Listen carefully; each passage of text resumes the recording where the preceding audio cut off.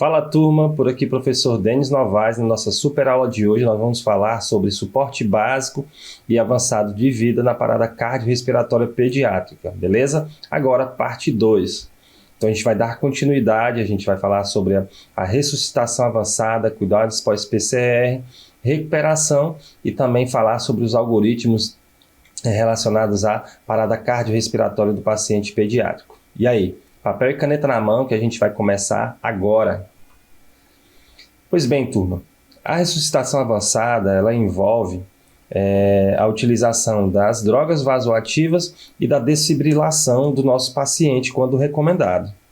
As novas recomendações da American Heart Association para a utilização da desfibrilação, elas afirmam que quando o desfibrilador estiver presente na PCR, o choque tem que ser feito o mais rápido possível, naquelas situações de ritmos cardíacos chocáveis, tá? Inclusive, isso foi até acrescentado no algoritmo de PCR, tá? Da PCR do paciente pediátrico. E também recomendam que, quando na cena, a adrenalina deve ser administrada o mais precoce possível nas situações em que o paciente estiver em ritmo cardíaco não chocável. Então ela tem que ser precoce. Anota essa palavrinha que vocês vão ver muito essas palavras junto. A epinefrina precoce, beleza? E quando é que ela vai ser precoce? Ela vai ser precoce nos ritmos cardíacos não chocáveis. Lembrando que ela tem que ser feita em ambos os ritmos entre o terceiro e o quinto minuto da PCR, beleza? Mas vamos lá. E aí, professor? Em relação aos ritmos cardíacos, a gente lembra que são 4 os ritmos cardíacos mais comuns da parada cardiorrespiratória, sendo a fibrilação ventricular e a taquicardia ventricular sem pulso ritmos chocáveis. Isso quer dizer o quê? Que quando for percebido na PCR, o choque ele é recomendável.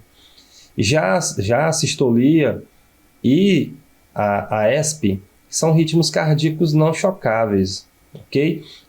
Então, nesse caso, o paciente ele não vai receber o choque se lá na leitura do desfibrilador ele não for se for algum desses dois ritmos, correto? Então, nesse caso do paciente pediátrico, os principais ritmos cardíacos que nós vamos observar são a sistolia e a ESP.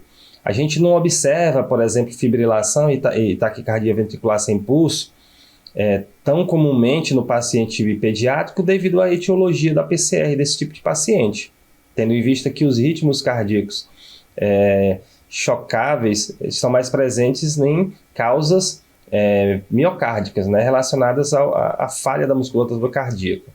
Então a gente só vai observar esse tipo de ritmo FV e TV em pacientes pediátricos nos cardiopatas, tá? Nos pacientes que tiveram uma PCR de origem cardíaca.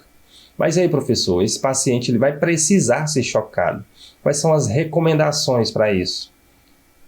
Nesse caso, galera, as principais recomendações, na verdade, foram até reafirmadas nesse novo guideline, é de que o primeiro choque do meu paciente pediátrico, a gente tem que utilizar uma carga de 2 joules, tá, por quilo de peso do paciente no desfibrilador. Então, por exemplo, um paciente de 10 quilos, eu vou estar utilizando uma carga, a primeira carga de 20 joules, a segunda carga, 4 joules por quilo de peso, tá?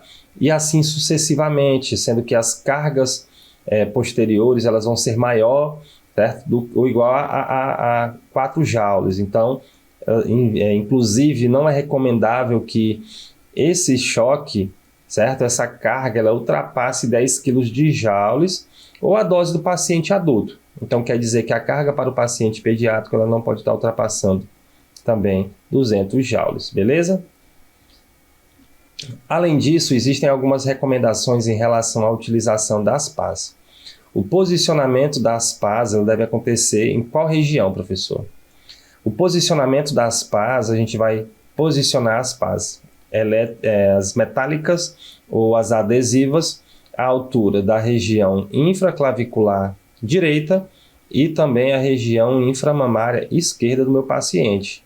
Lembrando que para os pacientes pediátricos, o espaço entre as PAs tem que ser maior do que 4 centímetros. Se for menor do que isso, é recomendável a utilização na posição antero-posterior, ok? Posicionado a região do tórax do paciente central, né? a altura ali do externo, e na região dorsal, entre a região interescapular. Existe também, galera, uma recomendação em relação às PAs com atenuações, certo? Então, quando é que eu posso utilizar a PA do paciente adulto, por exemplo, no paciente pediátrico? Eu vou utilizar para pacientes acima de 8 anos, beleza?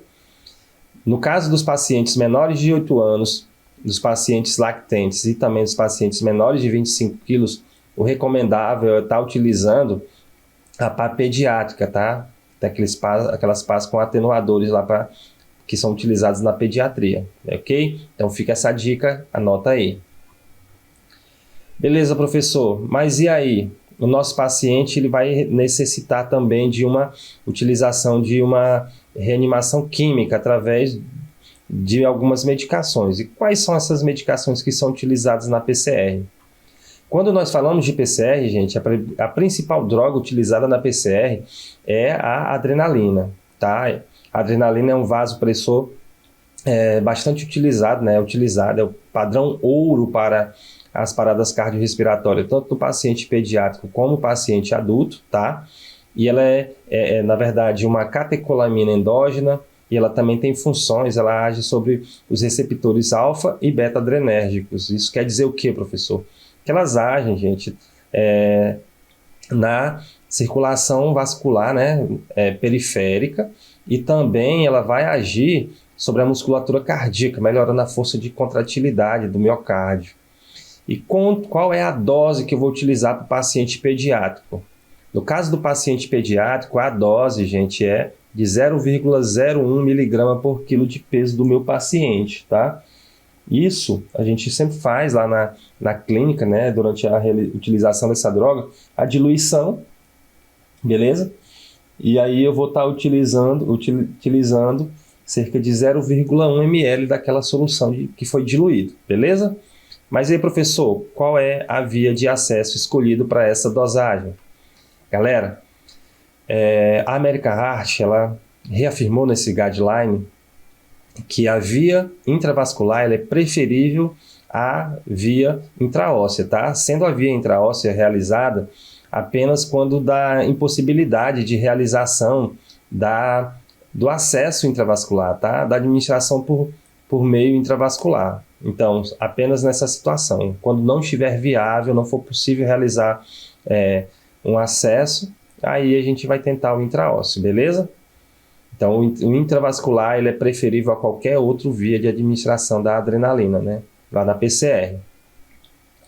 Essa droga ela tem que ser administrada nos primeiros minutos, né? Entre o terceiro e o quinto minuto. A gente teve essa recomendação lá desde o guideline anterior.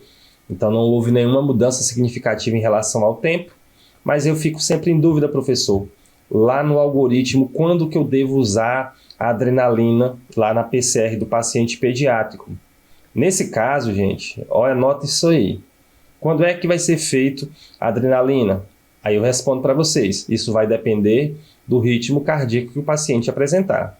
Se o ritmo cardíaco ele for um ritmo cardíaco não chocável, é recomendável que esse paciente ele receba epinefrina de forma precoce, beleza? Precoce. Então, na cena foi iniciada a reanimação. Entre o terceiro e o quinto minuto, esse paciente ele já tem que receber a adrenalina, se o ritmo cardíaco não for chocável, tá? Com a adrenalina na cena, já faz logo de imediato, beleza? Então, é epinefrina imediata, epinefrina precoce, nos casos de PCR de ritmo não chocáveis. Mas, professor, o ritmo cardíaco que o meu paciente apresenta é um ritmo chocável. Nesse caso aí, quando a adrenalina deve ser feita?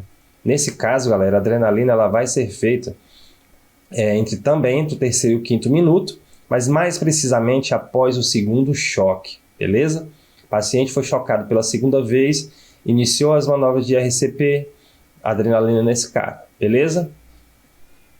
Só lembrando também, gente, que sempre que for administrado por via intravascular, a gente vai fazer aquele flush, tá? De 20 ml de solução fisiológica, beleza? Solução fisiológica para a gente lavar aquela via e empurrar a droga em direção ao vaso para que ela possa fazer seu efeito. Lembrando que a dose máxima que vai ser utilizada da droga para o paciente pediátrico é de 1 miligrama por quilo de peso. Mas aí, professor, lá foi preferido, devido ao paciente não ter um acesso endovenoso, ele não tem um acesso intraósseo, foi preferível realizar via tubo. Qual é a dosagem? Nesse caso, 0,1 miligrama por quilo de peso do paciente, beleza? Esse caso aqui é feito puro. Ok, professor. E no caso dos antiarrítmicos, da amiodarona e da lidocaína, qual deve ser utilizado na PCR? Esse último guideline ele veio com uma recomendação de que ambas as drogas, ambos esses antiarrítmicos, eles têm a mesma eficácia, tem um nível de evidências semelhantes. Então, ambas só podem ser utilizadas no cenário de uma PCR, tá? Mas aí, quando é que eu vou estar utilizando os antiarrítmicos? Nesse caso, gente, eu vou estar utilizando quando o meu paciente apresentar fibrilação ventricular ou taquicardia ventricular sem pulso refratária. Professor, descomplica esse negócio aí pra gente. Galera, o paciente, ele está em ritmo chocável, ele foi chocado algumas vezes e não surtiu efeito.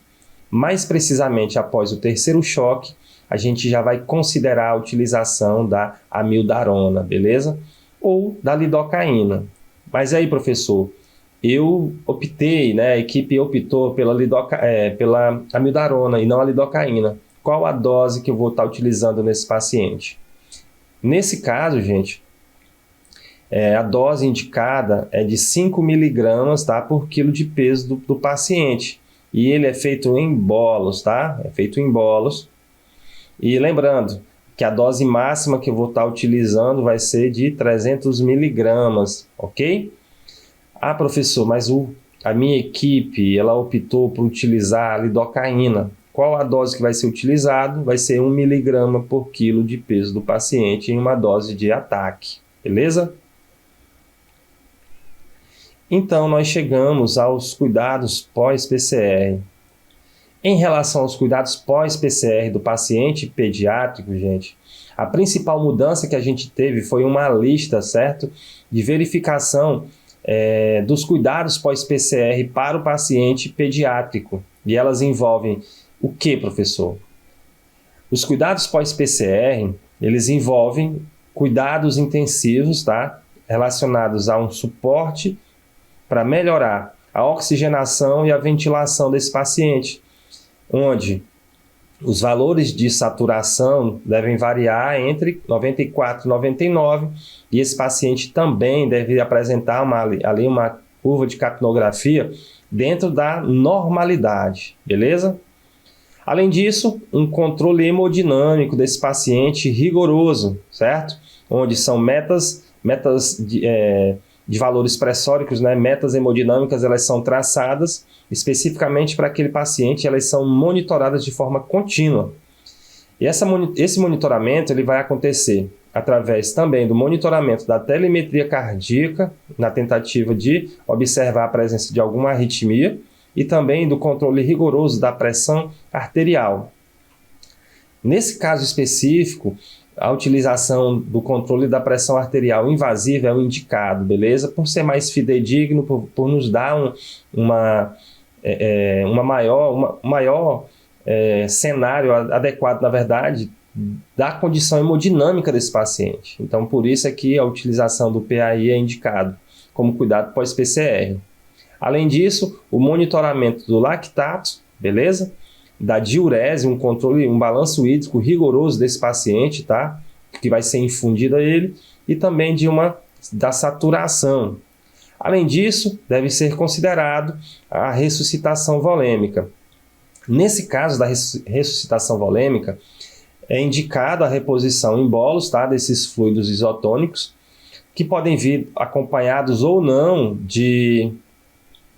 no caso de utilização de drogas vasoativas, sejam inotrópicos ou vasopressores, para o controle rigoroso da pressão arterial desse paciente, porque o paciente, após a recuperação da circulação espontânea, ele pode evoluir a uma hipotensão, que tem que ser corrigido, tá bom? Além disso, a gente tem que fazer um controle direcionado da temperatura do paciente, principalmente dos pacientes que encontram-se comatosos, tá? Tem rebaixamento do nível de consciência. E essa temperatura ela vai ter que tender de forma gradual até chegar próximo ali dos 37,5 graus Celsius. E esse monitoramento ele tem que ser feito de forma central, ok? O quinto passo, certo, dos cuidados pós-PCR da pediatria envolvem o neuromonitoramento desse paciente. E o neuromonitoramento, gente, ele envolve o quê? Prevenir e tratar convulsões, tá? Bem como é recomendável também a realização de exames de imagem para a gente poder prevenir, tá? Ou até mesmo tratar possíveis causas da PCR relacionado ao comprometimento neurológico do paciente pediátrico, que é bastante comum também. Além disso, esse paciente ele precisa de um controle adequado, certo? Da glicemia e também dos eletrólitos, para que esses sejam mantidos em valores de referência normais, beleza? E aí a gente chega ao nosso sexto elo da cadeia de sobrevivência. O elo de recuperação ele foi incluído, certo? Nesse novo algoritmo da PCR intra-hospitalar e também foi incluído no algoritmo da PCR extra-hospitalar que já existia. Então esse sexto elo ele significa o quê?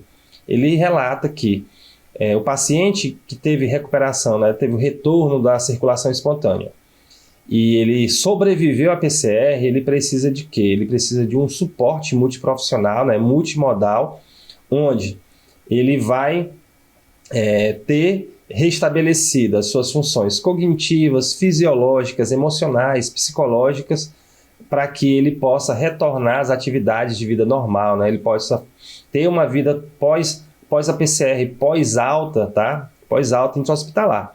Só que além de multidisciplinar, essa assistência ela é recomendável que aconteça não só no pós-alta, né, no alto do paciente, mas sim que seja iniciado ainda no intra-hospitalar, tá? Ele tem que ser assistido por essa equipe multiprofissional para que todos esses agravos que ele sofreu eles sejam corrigidos e o paciente ele possa ter a sua vida seguindo normalmente. Além disso, é recomendável também que esses cuidados de recuperação eles se estendam também aos familiares, tá? Desses pacientes que sobreviveram à parada cardiorrespiratória. E assim a gente finaliza, tá, a cadeia de sobrevivência e nós vamos falar um pouco sobre o algoritmo, tá, de PCR na pediatria.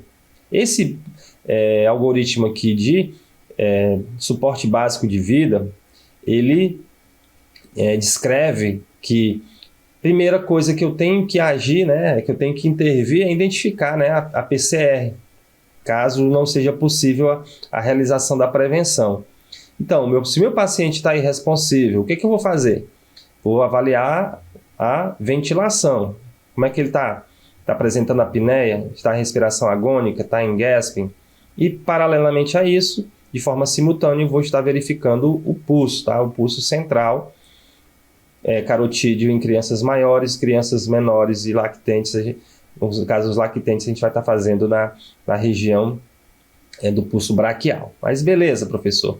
Esse paciente ele tem respiração e tem pulso. O que eu vou fazer? Eu vou continuar monitorando ele, tá? Porque ele pode não estar parado naquele instante, mas ele pode evoluir a uma parada cardiorrespiratória. Então, tem que continuar monitorando esse paciente. Beleza, professor, mas esse paciente, ele está irresponsivo, tá? E ele não tem respiração, mas ele tem pulso, tá? Ele está com pulso. O que eu vou fazer? Galera, nesse caso, eu estou diante de uma parada respiratória. E se for uma parada respiratória, eu vou ter que dar um suporte ventilatório para esse paciente. Lembra, a relação de ventilação do paciente em parada respiratória deve ser uma ventilação a cada 2 a 3 segundos, ok? De acordo com a faixa etária do paciente. Isso vai dar umas de 20 a 30 ventilações por minuto. E se ele tiver em via aérea artificial, professor, tiver entubado, está em utilização de um dispositivo extraglótico, a mesma relação, tá?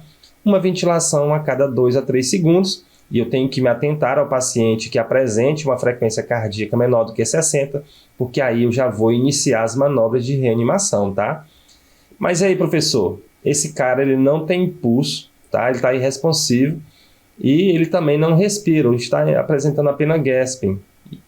Nesse caso aqui, gente, o que eu vou fazer? Eu vou iniciar as manobras de RCP, eu vou iniciar o algoritmo de PCR em pediatria, ok? Então aqui eu estou diante de uma PCR. Mas aí, professor, o que eu vou fazer numa situação de PCR?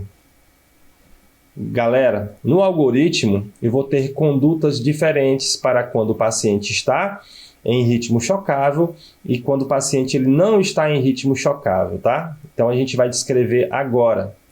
Então o primeiro passo, depois de constatar a PCR, o que eu vou fazer? Iniciar as manobras de reanimação cardiopulmonar. Lembrando, eu utilizo aquele algoritmo, tá? Ainda de 2010, que consiste em compressões, abertura de vias aéreas e ventilação, tá? E nesse caso, CAB. Então, as minhas compressões, elas têm que obedecer uma velocidade de 100 a 120, tá? Uma profundidade mínima para crianças de 5 centímetros e para pacientes lactentes de 4 centímetros, né? Ou, o que mais comumente a gente utiliza? 1/3 antero-posterior do tórax do meu paciente, tá?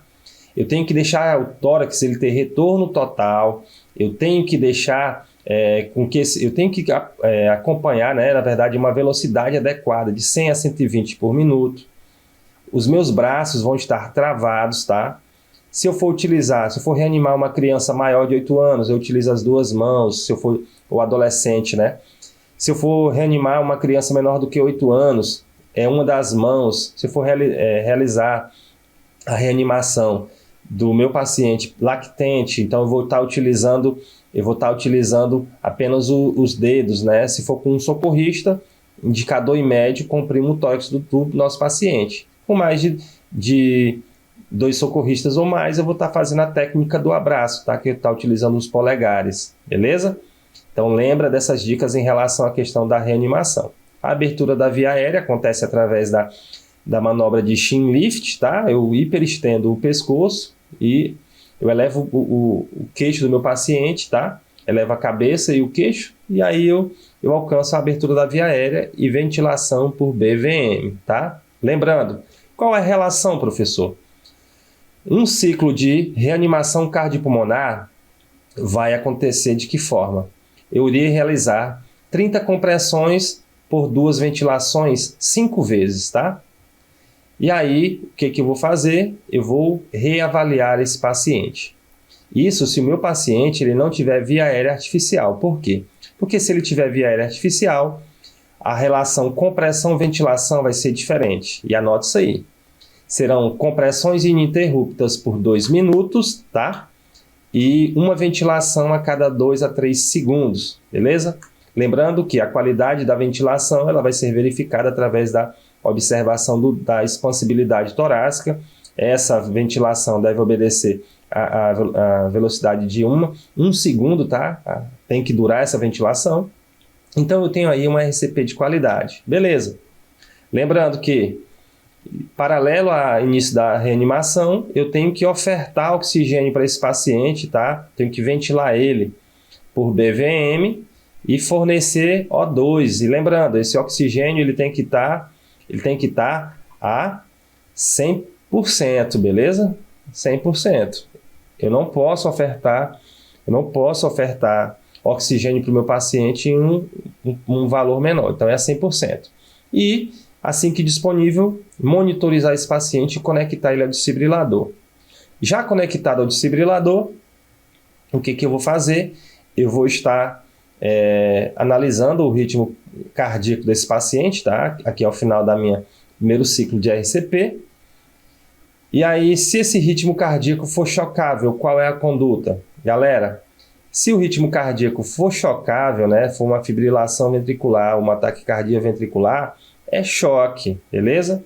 Lembrando, o choque deve obedecer à ordem de 2 joules, o primeiro choque 2 joules por quilo de peso do paciente, o segundo 4 e a partir do terceiro vou aumentando, não podendo ultrapassar 10 ou a dosagem para o adulto, beleza?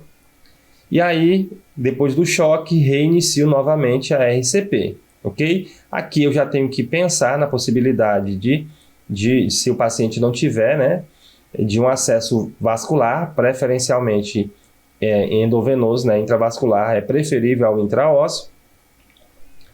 E aí, depois dos 2 minutos de RCP, eu vou reavaliar novamente esse paciente. O ritmo cardíaco que esse paciente ele apresenta é chocável? Se for chocável, é choque novamente, beleza? Se não for chocável, o que eu vou fazer? Eu vou retornar, eu vou verificar se houve retorno da circulação espontânea, tá? Não houve retorno da circulação espontânea, eu vou lá para o 10, né? Mas vamos pensar num ritmo que continua chocável. Beleza, o ritmo é chocável, faço o choque, RCP por 2 minutos. E nesse momento aqui, tá? No início da RCP, é que a epinefrina vai ser feita. Então, como vocês podem observar, após o segundo choque. Aqui também, após a segunda manobra de RCP, tá? Eu já vou pensar também na possibilidade de uma via aérea avançada, beleza? Após o final de outro ciclo de reanimação cardiopulmonar, esse paciente vai ser reavaliado. Se ele não retornar a circulação espontânea, né, ele não voltou, eu analisei que o ritmo cardíaco continua chocável, o que eu vou fazer? Eu irei iniciar novamente um choque, sempre aumentando. Depois do choque é realizada a reanimação cardiopulmonar novamente. E é nesse instante aqui que a gente vai considerar a utilização de algum tipo de antiarrítmico, seja lidocaína ou seja a amiodarona, beleza? Mas e aí, professor? O ritmo cardíaco desse paciente não é um ritmo cardíaco chocável. O que eu vou fazer? Nesse caso, galera, vamos agora analisar um ritmo cardíaco que não é chocável. Após a instalação do desfibrilador, tá? Eu estou monitorizando o paciente e observei que o ritmo cardíaco não é chocável. Então, no caso de AESP ou assistolia, a epinefrina ela tem que ser feita de forma precoce, de forma imediata, ok? Então, aqui a gente, se houver acesso vascular, a gente vai estar fazendo a epinefrina de forma imediata. E aí vai ser feito o quê? Vai ser feito RCP, beleza? RCP, acesso vascular, a epinefrina tem que ser feita de imediato. E aqui a gente já vai considerar uma via aérea avançada para esse paciente, beleza? Preferencialmente se a ventilação por BVM ela não for tão eficaz. Ok, professor. Ao final daquele ciclo de reanimação cardiopulmonar, o que vai ser feito? Reavaliar, tá bom? Lembrando, gente, que essa reavaliação que é feita ao final de cada ciclo de RCP, ela não pode ultrapassar 10 segundos, tá? Entre 5 e 10 segundos é o tempo que eu tenho para poder fazer a reavaliação do meu paciente. Se até esse tempo eu reavaliei, o ritmo cardíaco não é chocável, o paciente não teve retorno da circulação espontânea, eu vou continuar com as manobras de RCP. Então, como vocês podem observar, a gente não vai estar utilizando aqui nas PCRs de ritmos não chocáveis, tanto a desfibrilação, pela lógica, né, não é um ritmo chocável, como também não vamos estar utilizando os antiarrítmicos, a amiodarona e a lidocaína. É apenas a epinefrina, beleza? Então, RCP e pensar em tratar as causas reversíveis, né? Supor que tipo de causa que pode ter levado esse nosso paciente a PCR, beleza? Se o ritmo continua não chocável, eu vou voltar para o 10, tá? Que é o que? RCP. Então, nos casos de reanimação de ritmos não chocáveis, ao final de cada ciclo, reavalio. Se continuar não chocável, eu reinicio novamente outro ciclo de reanimação cardiopulmonar. E aí, galera? Todo mundo agora afiado das novas diretrizes da American Heart Association para pediatria? Então, galera, ó, bons estudos e até a nossa próxima aula. Um abraço!